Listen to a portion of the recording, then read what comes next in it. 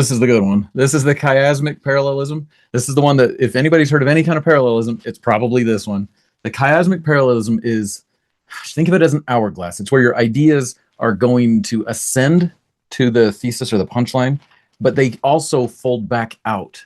And that what's make them a little bit different than the inverted. Remember, that one just kind of goes in and out, and those two have to go together. Your chiasmic parallelism, it literally is a shape. And you'll see it when we did a little bit of formatting, so you can just see it. You can see it plain as day. This one's great. So Maimonides was a Jewish scholar. Boy, I want to say Middle Ages, but he basically wrote, these articles of faith for Judaism, and he was very known for being a well-read and well-written scholar. And so this is the actual quote that everybody partially quotes, but it says, "Give a man a fish, and you feed him for a day. Teach a man to fish, and you feed him for a lifetime." That's the part where everybody thinks it stops there, but it doesn't. His real quote continues, and it says, "A lifetime of skill outlasts the meal of a single day."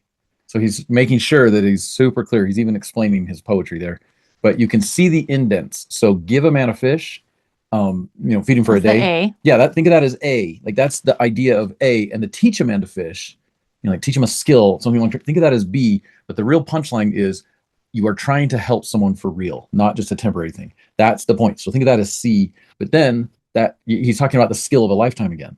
And remember, so that's B, and then A is in the meal of a single day. So it's just such a fun thing. It's hard for English prose people to write this originally and such, but it's all over in ancient writing. Mm-hmm. Well, let's observe and explore some examples of this. So you can open Psalm chapter 3, and we're going to read 1 through 8. The whole thing is a chiasmic parallelism. "O Lord, how are they increased that trouble me? Many are they that rise up against me. Many there be which say of my soul, there is no help, salvation, for him in God. Selah." I love that word. Mm-hmm. I know that. I gotta look that up. "But thou, O Lord, art a shield for me, my God, my glory, and the lifter up of mine head. I cried unto the Lord with my voice, and he heard me out of his holy hill. Selah.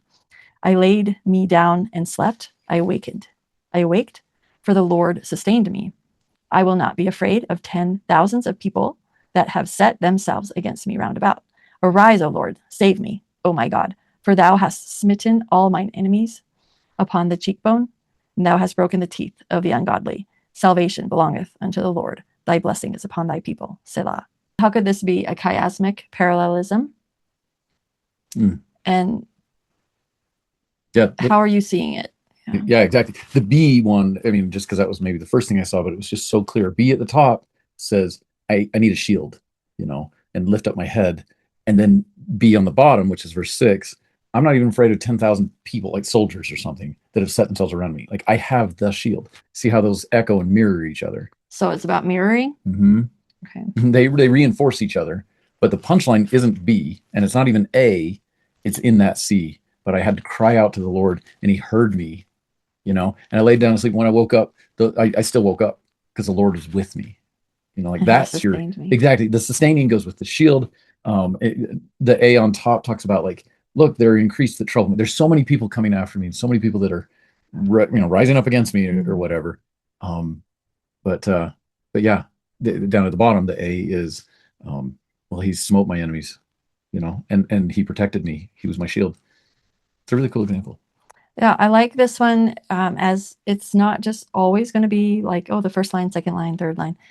So this one shows how the first and second line contain the A, but as you go and you start to see, the C has 2 lines as well. But then 7 and 8 has 2 lines as well. Mm-hmm.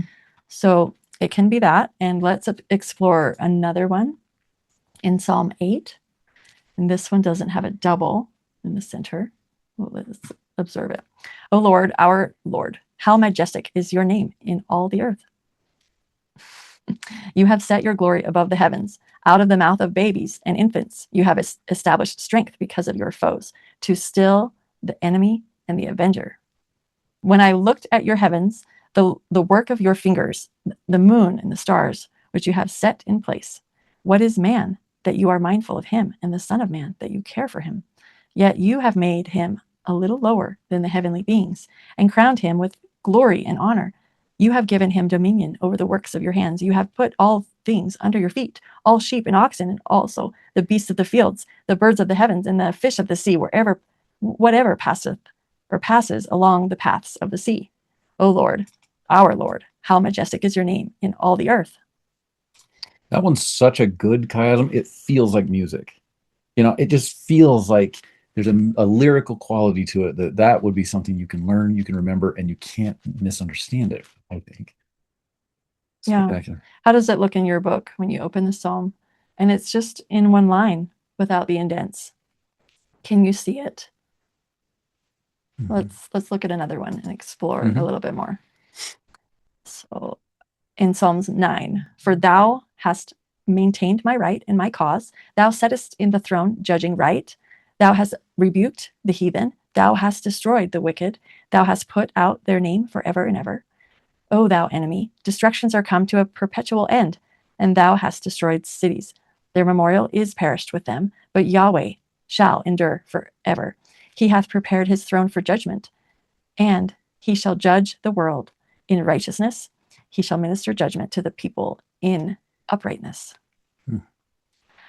Okay, so I'm just noticing there it's pulling in the middle of the line. In the C, it keeps going, and then it might be right in your book, it'll cut into a new theme or pattern here, as well as this line here. I like how you capitalize so as you can kind of see some of that pattern, like the judgment and righteousness. And so it's so you have the theme of judging there, and then it's repeated again here. And then we have a theme of the heathen being destroyed in B, and then it's also that like their legacy is also destroyed. Their memorial is perished. Yeah. And then the center. What do you observe there? Without enemy. So what's the central message? Yeah, I kind of want to throw in the word your after that first comment, like, oh, thou enemy, hey, enemy, your destructions are come to a perpetual end, and thou hast destroyed cities. It's kind of a different one.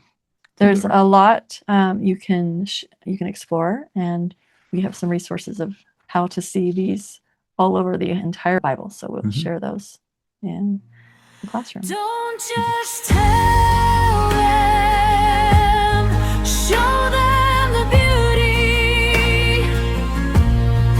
Don't just tell them, show them the beauty. Meaning lives in the relationship between